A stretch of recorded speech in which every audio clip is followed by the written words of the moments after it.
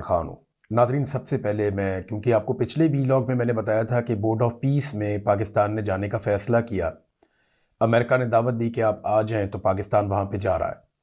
देखिए, पाकिस्तान का जो मौजूदा रजीम है, इसने अगर इमरान खान को दबा कर रखना है और अपनी जाली हुकूमत को बरकरार रखना है और अपने मफादात के लिए काम करना है, अपने इक़्तिदार को तूल देनी है, तो इन्हें आलमी ताकतों की बातें माननी पड़ेंगी। मईशत इनसे कंट्रोल नहीं हो रही, वो इनकी बहुत बड़ी कमज़ोरी है। दहशतगर्दी को ये कंट्रोल नहीं कर पा रहे, जिस दहशतगर्दी को ये लेकर आए, लाकर जिन दहशतगर्दों को इन्होंने बसाया, वही इनके गले पड़े हुए हैं। इनसे कंट्रोल नहीं हो रहा, ना ही बलूचिस्तान में और ना ही खैबर पख्तूनख्वा में, ना ही फ़िरका वारियत। देखिए, ये सारी अलग अलग तरह की दहशतगर्दी है।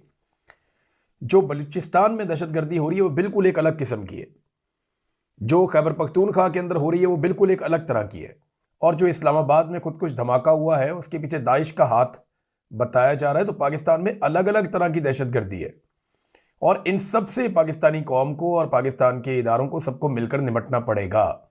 लेकिन जो हालात है इनमें तो दिखाई नहीं दे रहा। इनकी तो तवज्जो और चीज़ों की तरफ है, और जिन चीज़ों की तवज्जो है जिन चीज़ों की तरफ, उस तरफ ये बड़ी तेज़ी से बढ़ भी रहे हैं। मिसाल के तौर पे ये एक गैलप का सर्वे है, और ये जनाब सर्वे छापा गया। इसके बारे में मैं आपको बाद में बताता हूँ कि ये क्या हुआ है। तो जनाब कह रहे हैं जी कि गजा में फौज भेजने के मामले पर पाकिस्तान में सर्वे, 70% पाकिस्तानियों ने इसे खुश आइंद करार दे दिया कि गजा में फौज भेज दें। और पता नहीं किससे इन्होंने सर्वे किया है, बहरहाल गैलप का सर्वे अल जजीरा की जानिब से इस सर्वे को रिपोर्ट किया गया है। अब जनाब इसके ऊपर सहाफ़ी अली मुस्तफ़ा जो है उनका एक तबसरा सामने आया। उन्होंने कहा जी पाकिस्तान की फौज अब जनाब ये अवाम के फ्रंट के ऊपर गैलप पाकिस्तान, जिसका असल गैलप से कोई ताल्लुक नहीं है, यानी वो ये कह रहे हैं ये गैलप पाकिस्तान के अंदर ये सर्वे हुआ है, इसका असल गैलप के साथ कोई ताल्लुक नहीं है। उन्होंने जनाब सर्वे करके और इस तहकीक को अल जजीरा न्यूज़ के एक बिकाऊ पाकिस्तानी मोहरे के जरिए आगे बढ़ा दिया है, ताकि गजा में फौज भेजने की राह हमवार की जा सके। अब ये जो जर्नलिस्ट हैं, ये इंटरनेशनल जर्नलिस्ट हैं, इन्होंने ये स्टोरी दी और उन्होंने ये कहा कि जनाब ये कोई गैलप का सर्वे नहीं है। पाकिस्तान के अंदर जो गैलप पाकिस्तान है पीके, वो मेन गैलप के साथ उसका कोई ताल्लुक नहीं है। इन्होंने 2 नंबरी करके पाकिस्तान में एक फ्रॉड सर्वे करवाया, और उस सर्वे को अपना अल जजीरा को कोई मोहरा है उसके ज़रिए से अल जजीरा में छपवा दिया इन्होंने। और अब ये राह हमवार कर रहे हैं कि किसी तरह ये अपनी फ़ौज को गजा में भिजवा दें, ये कहा गया है। और साथ ही उन्होंने कहा जनाब के पाकिस्तान में गजा अमन फ़ौज के लिए भरपूर अवामी हमायत मौजूद है। ये सर्वे में कहा गया इस इकदाम के लिए अवामी हमायत सिर्फ इतनी ही है जितनी मौजूदा जो फौजी टोला इक़्तिदार में है उसकी हमायत है, यानी बिल्कुल सिफर। लेकिन ट्रंप के गैज़ो गज़ब से बचने के लिए उनसे किए गए वादों को पूरा करना ज़रूरी है। ये जनाब एक राय आई है। अब जनाब सर्वे करवा दिया, जनाब पाकिस्तानी बड़े खुश हैं। हमने पाकिस्तानियों से बात की, पाकिस्तानियों तो वो बातें कर रहे थे जो हम चला नहीं पाए अपने प्लेटफॉर्म के ऊपर। अलग सोशल मीडिया का प्लेटफॉर्म है, इस पर ज़रा फ्लेक्सिबिलिटी होती है। मैं बहुत सारी चीज़ें चला ही नहीं पाया, हमें शर्म आ रही थी, लोग इतना शर्म दिला रहे थे। तो वो सर्वे कहाँ कर लिया इन्होंने? ये गैलप पीके जो है ये किधर सर्वे करके आ गया कि 70% पाकिस्तानी कह रहे हैं कि गजा में फौज भेज दो, बहुत अच्छा काम हो रहा है, करना चाहिए। और पाकिस्तानी तो गालियां दे रहे थे। आप सोशल मीडिया के ऊपर अभी सर्वे करवाने, बल्कि मैं एक काम करता हूं, मैं एक सर्वे अपने ट्विटर के ऊपर करवाता हूं। और मैं आपको एक चीज बताऊं, एक तो सर्वे इस यूट्यूब के ऊपर और एक ट्विटर पे, दोनों पे हम करेंगे। हमने एक आर्टिफिशियल इंटेलिजेंस का अपनी टीम के साथ मिलकर टूल बनाया है, और आने वाले दिनों में हम लोगों को भी ये देंगे इस्तेमाल करने के लिए। मेरी टीम में कुछ लोग काम कर रहे हैं, उन्होंने पाकिस्तान में, पाकिस्तान के बाहर बड़ी मेहनत की है, उन्होंने ये टूल बनाया। मैं उनके नाम नहीं लेता, मुसीबत पड़ जाएगी उन्हें बेचारों को। ये टूल आपको बताएगा कि एक्चुअली कमेंट्स के अंदर क्या रुझान चल रहा है। किसी भी प्लेटफॉर्म के ऊपर जो लोगों के कमेंट्स आएंगे, ये उसको अलग अलग करके बताएगा कि कितने लोग पॉजिटिव हैं, कितने लोग नेगेटिव हैं, कौन कौन से अल्फाज किस किस तरह इस्तेमाल किए गए। तो वो उन्होंने एक सिंप्लीफाई किया है। पहले भी ये टूल अवेलेबल है, लेकिन हमने अपनी ज़रूरत के मुताबिक इसको मॉडिफाई किया है। अब इसमें एक सर्वे तो ये आपके इसी वीलॉग में हो जाएगा। आप यहाँ पे नीचे कमेंट के अंदर अगर हाँ लिखेंगे तो इसका मतलब है कि आप हक में हैं कि पाकिस्तान को अपनी फौज गाजा में भेजनी चाहिए। और अगर आप इसी वीलॉग के नीचे कमेंट के अंदर नहीं लिखेंगे, हाँ या यस, अगर आपने लिखा यस और हाँ, हमें पता चल जाएगा कि आप भेजना चाहते हैं। अगर आप लिखते हैं नहीं और नो, इंग्लिश में नो, NO नो, और उर्दू में नहीं, अगर आप ये लिखते हैं तो हमें पता चल जाएगा कि आप इस बात के हामी नहीं हैं कि गजा में फौज भेजी जाए। ज़्यादा डिटेल में लंबा लंबा लिखने की ज़रूरत नहीं है, वो फिर उसको उतना ही मुश्किल हो जाता है आर्टिफिशियल इंटेलिजेंस में इसको पकड़ना। आप हाँ या ना लिखें, पता चल जाएगा हमें। और या आप लिखें नहीं, या हाँ लिखें, या नो लिखें, या यस लिखें, पता चल जाएगा। अच्छा जी, एक ट्विटर के ऊपर भी हम करवा लेते हैं ऐसे ही पोल, थोड़ी देर में मैं अभी जारी कर दूंगा, उसमें भी हाँ या नहीं लिखना पड़ेगा। वो पोल मैं नहीं करवाता, वो जो वोटिंग वाला पोल होता है, वोटिंग वाले पोल में कुछ बॉट्स इस्तेमाल होते हैं और कुछ पैसा इस्तेमाल करके उस पोल को अपने मुताबिक तब्दील किया जा सकता है, और कई दफ़ा उसमें धोखेबाजी हो चुकी है। लिहाजा हम कमेंट्स के अंदर करवाते हैं ताकि ज़्यादा से ज़्यादा बेहतर नताइज और दुरुस्त नताइज आए। अब जनाब ये गैलप का सर्वे करवा लिया, अब ये अवामी जज्बात की तो अक्कासी करता नहीं है, ये अभी हम सर्वे करवाएंगे, अब हम बताएंगे कि अवाम के जज्बात कहाँ पे खड़े हैं। बहरहाल मुस्तफ़ा नवाज खोखर साहब, इन्होंने इसके ऊपर एक स्टेटमेंट जारी किया, और एक स्टेटमेंट मुश्ताक अहमद साहब ने भी इसके ऊपर जारी किया। अब ये लोग इसके ऊपर क्यों बात कर रहे हैं मैं आपको बताता हूं। पहले मुस्तफ़ा नवाज खोखर साहब का आप स्टेटमेंट देखें। वो कहते हैं कोई भी बाइज्जत इंसान जंगी मुजरिम नेतन्याहू के साथ एक ही स्टेज पर खड़े होने की जिल्लत बर्दाश्त नहीं कर सकता। बड़ी बेइज्जती वाली बात है। बोर्ड ऑफ पीस के इफ्तिताई इजलास में उसकी मौजूदगी उसके जराइम को धोने के मुतरादिफ होगी। यानी जिस नौयत, देखें ना, अक़वाम मुत्तहिदा में अगर नेतन्याहू या इनके लोग आते हैं तो पूरी दुनिया आती है, दुनिया के अलग अलग टॉपिक डिस्कस होते हैं। वहां पे वो अगर आ जाते हैं और उनका वो अलग बात है, लेकिन यहां पे डिस्कस क्या होना है? फलस्तीन। यहां पे डिस्कस क्या होना है? गजा। यहां पे डिस्कस क्या होना है? इसराइल। तो इन मामलात में तो पाकिस्तान या बाकी ममालिक नेतन्याहू को एक जंगी मुजरिम के तौर पे देखते हैं, और आलमी सतह पे ना सिर्फ करारदादे मौजूद हैं बल्कि कई ममालिक में ये ट्रेवल भी नहीं कर सकते। तो ऐसे शख्स के साथ जब आप जाकर खड़े हो जाएंगे और उसी मामले के ऊपर जाकर खड़े हो जाएंगे, इसका मतलब यह है कि आप उसके जंगी जुराइम में उसको इस्तिस्ना दे रहे हैं। आप ये, इनको इस्तिस्ना की आदत भी पड़ी हुई है ना, कि आप उन्हें इजाजत दे रहे हैं, ठीक है जो आपने कर दिया कोई बात नहीं, आप उनके गुनाह धो रहे हैं। ये बात मुस्तफ़ा नवाज खोखर साहब ने की। अब ये देखना है कि पाकिस्तान से कौन ऐसा शख्स निकलता है जो अपनी पाकिस्तानी कौम की और हजारों शहीद गजा के बशिंदों की बेहुरमती करता है। ये इन्होंने कहा।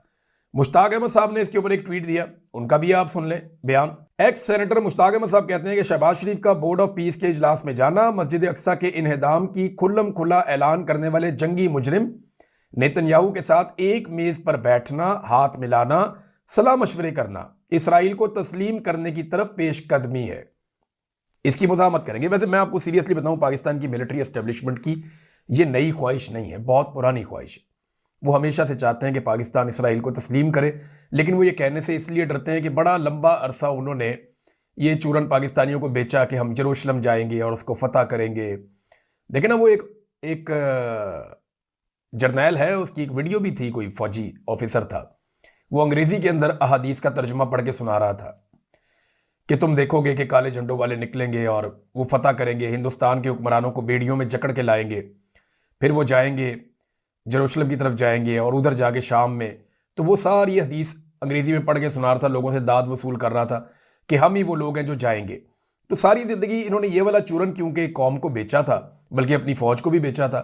फौजी जवान जो भर्ती होते हैं वो यही सोचकर भर्ती होते हैं कि ये जिम्मेदारियां हमें अदा करनी है।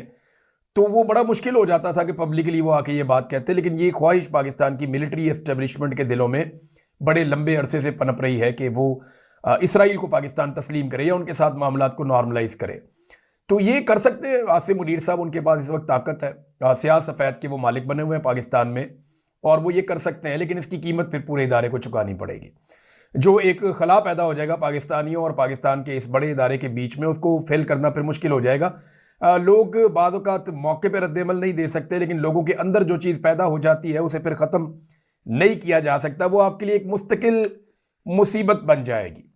अब नाज़रीन आए ज़रा पाकिस्तान के अंदर, लेकिन उससे पहले वॉल स्ट्रीट जर्नल ने पाकिस्तान के हवाले से एक बड़ी ख़तरनाक रिपोर्ट शाया की है, और उन्होंने बताया कि पाकिस्तान के सूबे बलूचिस्तान में जारी तशद्दुद और जो अस्करियत पसंद कार्रवाइयाँ हो रही हैं, ये इलाका बहुत गैर महफूज हो गया है, और उसकी वजह से जो बाहर से इन्वेस्टमेंट पाकिस्तान में आनी थी, या ख़ास तौर पे अमेरिका इस खित्ते के अंदर एक इन्वेस्टमेंट करना चाहता था, वो सारे मसाइल ख़तरे से दो चार हो गए हैं।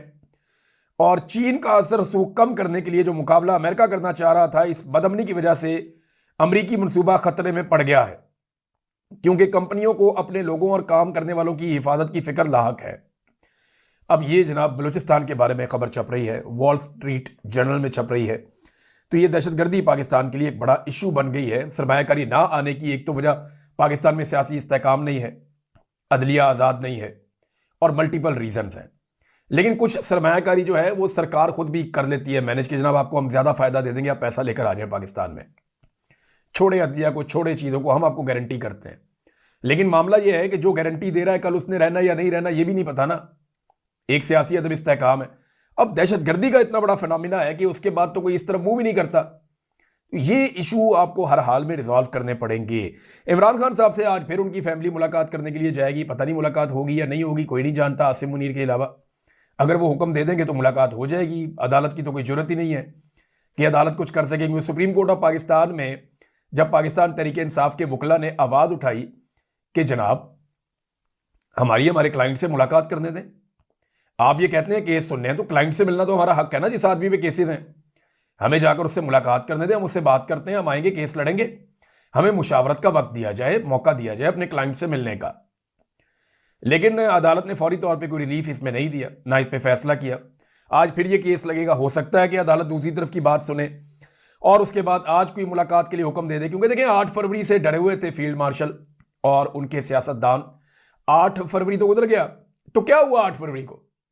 अब आगे बजट आ रहा है, बजट से डर जाओ, आगे रमजान आ रहा है, रमजान से डर जाओ। ये डरे डरे बेचारे अपना इक़्तिदार पूरा करेंगे। अभी इन्होंने फौज भेजनी है गजा में, जो अभी ऑप्टिक्स नजर आ रहे हैं, जिस किस्म की चीजें हो रही हैं, तो मुझे तो ऐसा लगता है कि भेजेंगे। बोर्ड ऑफ पीस में तो शामिल हो गए हैं मुखालफत के बावजूद पाकिस्तानियों की, तो ये उस पर भी डरे रहेंगे। तो कब तक बेचारे डर डर के गुजारा करेंगे? अब इनके डर की कीमत पूरी कौम चुकाना शुरू हो गई है। लोगों का माली नुकसान हो रहा है, लोगों की मईशत तबाह हो गई है, पाकिस्तान दहशतगर्दी में झुलस गया है सिर्फ इस वजह से कि एक आदमी से एक और आदमी डर रहा है और उस डर की वजह से वो पाकिस्तान को चलने ही नहीं दे रहा। देखिए अगर किसी को ये लगता है कि इमरान खान के बगैर अभी वो पाकिस्तान को चलाएगा, तो पाकिस्तान की कौम ने ये जिद पकड़ी हुई है कि वो नहीं चलने देगी। तो आप जो मर्जी कर ले, ये मुश्किल हो जाएगा। लोग पाकिस्तान में सरमायाकारी नहीं लेकर आएंगे क्योंकि सियासी इस्तेहकाम पैदा नहीं होगा। इस रजीम ने ना नाज़रीन अभी बहुत सारे और जाली काम करने हैं, मैं आपको वक्त के साथ साथ बता रहा हूं, गवाह रहिएगा। मुस्तकबिल में बड़े बड़े सहाफती नाम, बड़े बड़े सियासी नाम यही वाला सौदा बेचेंगे और ये कहानियां सुनाएंगे, क्योंकि यजीद वक्त के खिलाफ बोलना बहुत मुश्किल होता है, वो कोई बात नहीं करता। मैं अभी आपको बता रहा हूं कि ये क्या क्या करने जा रहे हैं। मैं अभी आपको बता रहा हूं कि ये अपने इक़्तिदार को तूल देने के लिए बोर्ड ऑफ पीस समेत, गजा में फौज भेजने समेत बहुत मुश्किल चीजें जो कभी भी कोई हुक्मरान पाकिस्तान में नहीं कर सकता था, ये वो सब कुछ करने जा रहे हैं। मैं आपको वक्त से पहले ये चीजें बता रहा हूं क्योंकि ये होती हुई दिखाई दे रही हैं। और इंटरनेशनल आप न्यूज़ पढ़ें, आप उनके इंटरव्यूज़ पढ़ें अमेरिकन के, तो वो बहुत सारी चीज़ें क्लैरिटी के साथ कह रहे हैं। लेकिन पाकिस्तान में लोगों को रिसर्च करने की आदत नहीं है, लोग चीज़ों को पढ़ते नहीं हैं और वही मान लेते हैं जो पाकिस्तानी हुकूमत कहती है। तो पाकिस्तानी हुकूमत आपसे झूठ बोल रही है। कल को बहुत सारे और दानिश्वर आएंगे, आके आपको बताएंगे यही बातें, तब आपको लगेगा कि बहुत देर हो गई, तब तक देर हो चुकी होगी। पाकिस्तान में इस बात की इजाज़त है कि आप माजी में जो भी बुरा हुआ उसको आप बुरा कह लें, लेकिन पाकिस्तान में इस बात की इजाजत नहीं है कि आज जो बुरा करने जा रही है एस्टेब्लिशमेंट, आप उसकी निशानदेही करें। हां, 6 महीने बाद आप कह दें जी बहुत बुरा हुआ। इमरान खान पे जिस वक्त इद्दत का घटिया केस चल रहा था, उस वक्त जो आवाज उठाता था जेल में जाता था। लेकिन जब वो केस फारिग हो गया, 6 महीने गुजर गए, तो हर वो आदमी जो उस वक्त इस केस का मुद्दई बना हुआ था अपनी तरफ से, मीडिया के ऊपर बैठ के, वो सारे लोग इस केस को बुरा भला कहना शुरू हो गया। एस्टेब्लिशमेंट को फिक्र ही कोई नहीं। जिस वक्त जनरल बाजवा और जनरल नदीम अंजुम रजीम तब्दील कर रहे थे, उस वक्त अगर आप इस बारे में बात करते तो आप जेलों में जाते। जैसे मैं गया कई दफा, जो अरशद शरीफ ने टाइम देखा, जो बाकी लोगों ने देखा, जो साबिर शाकिर ने देखा, तो मुहित पीरजादा, तो नाजरीन उस वक्त तो बड़ी सख्ती हो जाती थी और सिद्दीक जान को उठा के अंदर कर दिया और बहुत सारे लोगों को। लेकिन जब जनरल बाजवा ने रजीम तब्दील कर दिया, आज सारे कहते हैं जनरल बाजवा ने रजीम तब्दील किया। उस वक्त जो जो सहाफी रजीम तब्दील होने के हक में थे और वो ये कहते थे ये सारा ऑर्गेनिक हो रहा है, ऑर्गेनिक हो रहा है, वो सारे सहाफी आज ये मानते हैं और ये कहते हैं नहीं जी नहीं, 2 नंबरी हुई थी, इमरान खान की हुकूमत जबरदस्ती गिराई गई थी। आज वो सारे कहते हैं, लेकिन उन्हें कोई गिरफ्तार नहीं करता। इसलिए मैं कहता हूं कि एस्टेब्लिशमेंट, अगर आप एस्टेब्लिशमेंट की 1-2 साल पुरानी बातों को आप जो मर्जी कहते रहे, उन्हें कोई फिक्र नहीं। वो कहते हैं जी आज जो हम कर रहे हैं ना, इसके ऊपर उंगली नहीं उठानी, हमें अभी कोई गलत काम करने से आपने रोकना नहीं है। जब हम गलत काम कर लें, थोड़े अरसे बाद आप जितनी मर्जी गालियां दे दें। ये नाजरीन तरीकाकार है। आप थोड़े अरसे बाद सुनेंगे, बहुत सारे लोग बहुत सारी कहानियां आपको सुनाएंगे। इमरान खान साहब की फैमिली और उनके डॉक्टर्स और बाकी लोग कहते हैं कि जो रिपोर्टें इमरान खान साहब की हमें दी गई हैं वो झूठी मेडिकल रिपोर्टें हैं, उनका हकीकत से ताल्लुक नहीं है। फैसल वाडा ने एक बड़ा अजीबोगरीब बयान दे दिया। फैसल वाडा ने हामिद मीर के शो में बैठकर कह दिया कि 500 सियासतदानों को भून दे, मुल्क ठीक हो जाएगा। 500 सियासतदान, 25 करोड़ पाकिस्तानियों को ना भून दे, मुल्क ठीक हो जाएगा। फैसल वाडा साहब, आप खुद कौन है? आपकी पहचान क्या है? आप खुद भी एक सियासतदान हैं। कायदे आजम कौन थे? उनकी पहचान क्या थी? वो भी एक सियासतदान थे। कायदे आजम की बहन कौन थी? उनकी पहचान क्या थी? वो भी एक सियासतदान थी। बेनजीर भुट्टो भी एक सियासतदान थी। जिस जरदारी को आप कल मिलकर आए और आपने ये स्टेटमेंट दिया, वो भी एक सियासतदान है। ये तो सारे लोग सियासतदान हैं। ये जितने जर्नैल हैं, इनकी ख्वाहिश क्या होती है कि ये सियासतदान बन जाए, हमेशा हाजिर ड्यूटी रहे, क्योंकि नौकरी में तो रिटायर हो जाते हैं। जब सियासतदान बन जाते हैं तो फिर रिटायरमेंट नहीं होती, लगे रहते हैं सारी जिंदगी। सियासतदान बुरे नहीं है, उन्हें बुरा बनाया जाता है। आप 500 सियासतदानों की बात करें ना, आप 4 डिक्टेटरों को कब्र से निकाल के लटका दें। सिर्फ 4 डिक्टेटरों को कब्रों से निकाल के आप लटका दें और 10 जर्नैलों को आप सजा दे दें, कानून के मुताबिक दे दें। भूलने की बात भी नहीं कर रहा, कोई गैर कानूनी रास्ता ना अपनाए। आइन तोड़ने के ऊपर, इंसानी हकूक की पामालियों के ऊपर आप इनको लटका दें। सिर्फ 10 जर्नैलों को आप सजा दें, पाकिस्तान बिल्कुल ठीक हो जाएगा। हर चीज ठीक हो जाएगी, मैं आपको गारंटी देता हूं। 500 क्या 5000 सियासतदान भी मार देंगे ना तो पाकिस्तान ठीक नहीं होगा, बल्कि नफरत मजीद बढ़ेगी। नाज़रीन, पाकिस्तान के वज़ीर दिफा ने एक बड़ा अहम एतराफ़ किया और ये इस मौके पे उनका एतराफ़ अहम है क्योंकि जब पाकिस्तान बोर्ड ऑफ पीस में जा रहा है, अपनी फौज को गजा में भेजना चाहता है, तो ये वज़ीर दिफा ने इस मौके पे एतराफ़ किया कि डिक्टेटरों और जर्नैलों ने अपने मफाद के लिए मेड इन अमेरिका जहाद के लिए अपना नसाब बदल दिया। वो कोई जहाद नहीं था, ये सारा अपने अपने मफाद के लिए जर्नैलों ने किया था। इसमें इस्लाम या मजहब या मोहब्बत नहीं थी और हमने आज तक कोई सबक नहीं सीखा। यानी आज भी हम वही काम करने जा रहे हैं। ख्वाजा आसिफ ने दूसरे अल्फाज में ये बात बताई है। अब ख्वाजा आसिफ जो है ना, वो कभी कभी अपना रिकॉर्ड सीधा करने की कोशिश करते हैं, लेकिन इस सारे गंद के अंदर ख्वाजा आसिफ बराबर के शरीक है, वो इससे अपनी जान छुड़ा नहीं पाएंगे। महमूद खान अचकजई साहब ने इसी हवाले से एक स्टेटमेंट दिया। उन्होंने कहा, मैं अफवाज पाकिस्तान से गुजारिश करता हूं कि खुदा के लिए मेहरबानी करें, जिस तरह दुनिया की फौजें गुजारा करती हैं उस तरह गुजारा करो। पाकिस्तान 10 सालों में बेहतरीन मुल्क बन जाएगा। हम आपके मुखालिफ नहीं हैं, ये काम आपका नहीं है। देखिए, फौज तो गुजारा करती है अचकजई साहब, वो फौजी सिपाही बेचारे वो तो गुजारा करते हैं। जो ज्यादा तादाद है आपकी फौज की 80-90% वो तो गुजारा करती है। थोड़े से लोग ऐसे हैं जो गुजारा नहीं करते, उन्हें आदत पड़ गई है। ये आदत तब्दील करनी पड़ेगी। बाकी फौजों की तरह पाकिस्तान की फौज को भी एक प्रॉपर प्रोफेशनल फौज की तरह अपनी ड्यूटी करनी पड़ेगी, अपने आइन के ऑर्बिट के अंदर रहते हुए। जब जब आप आइन से बाहर निकलेंगे, अपने हलफ की खिलाफ वर्जी करेंगे, पाकिस्तान मजीद पीछे जाएगा, पाकिस्तान को नुकसान होगा। नाज़रीन, पाकिस्तान में एक चूरन बेचा गया। हालांकि ये बांग्लादेश का मामला था जिसपे पाकिस्तान ने भारत के साथ क्रिकेट मैच खेलने के मामले के ऊपर एक फैसला ले लिया था कि हम नहीं खेलते, लेकिन पाकिस्तान में टाउटों ने बहुत सारा चूरन बेच दिया कि क्योंकि भारत पाकिस्तान में दहशतगर्दी करवा रहा है, लिहाजा पाकिस्तान भारत के साथ मैच नहीं खेलेगा। ये टाउटों ने रोला डाल दिया था। मुझे हैरत हो रही थी कि पाकिस्तान का तो माजी में ये मौके पर आता कि खेल को अलग रखें, सियासत को अलग रखें, लड़ाई को अलग रखें, तो आप खेल के मैदान में सियासत और दूसरी चीज़ों को ना लाएं, ये तो हम कहते थे। लेकिन फिर पाकिस्तान ने वो किया और इंडिया में बहुत सारे लोग कह रहे थे पाकिस्तान इस पर कायम नहीं रह पाएगा, पाकिस्तान को ये फैसला वापस लेना पड़ेगा, इसका बहुत बड़ा नुकसान हो सकता है पाकिस्तान क्रिकेट बोर्ड को। बहरहाल ये फैसला वापस ले लिया गया और अब पता चला है कि पाकिस्तान और भारत आपस में मैच खेलेंगे। अब दुआ यह है कि पाकिस्तान भारत से मैच जीत जाए, क्योंकि भारत को हम जवाब तो दे नहीं रहे, किसी बात पे भी नहीं दे रहे। लगातार भारत पाकिस्तान में दहशतगर्दी करवा रहा है, बकौल पाकिस्तानी हुकूमत के, उनके पास सबूत भी है, इसके बावजूद कोई जवाब नहीं दिया जा रहा। अभी जो एक ताज़ा तरीन खबर है, वो खबर यह है कि भारतीय हुकूमत ने दरियाए चनाब पर, यह हमारा दरिया है दरियाए चनाब, इसके पानी पे हमारा हक तस्लीम किया गया है। भारत इसका 1 इंच पानी या इसका 1 औंस पानी भी नहीं रोक सकता। तो भारतीय हुकूमत ने दरियाए चनाब पर सलाल डैम और बगलिहार डैम के दरमियान सावलकोट हाइड्रल प्रोजेक्ट की मंजूरी दे दी है। एक और बिजली का प्रोजेक्ट जो 1450 मेगावाट सस्ती बिजली बनाएगा भारत के लिए। तो दरियाए चनाब के पानी के बहाव को भारत फिर कंट्रोल करेगा। हम किधर है? वो एक के बाद एक डैम बना रहे हैं, उन्होंने तो बाहर से पैसे भी नहीं लेने। हम तो डैम बनाने के लिए पहले वर्ल्ड बैंक के पास जाते हैं, फिर एशियन डेवलपमेंट बैंक के पास जाते हैं, फिर कहीं जाते हैं, फिर कहीं जाते हैं। वो तो अपनी जेब से पैसे निकाल के अपना डैम बना देते हैं। उनके पास पैसे हैं, उन्होंने पैसे कमाए हैं, उन्होंने यहाँ पे डिक्टेटर नहीं खड़े किए, उन्होंने वहाँ पे कोई मार्शल लॉ नहीं लगाए, उन्होंने अपने सियासतदानों के जरिए से अपने मुल्क को चलाया और वो पैसे बनाए।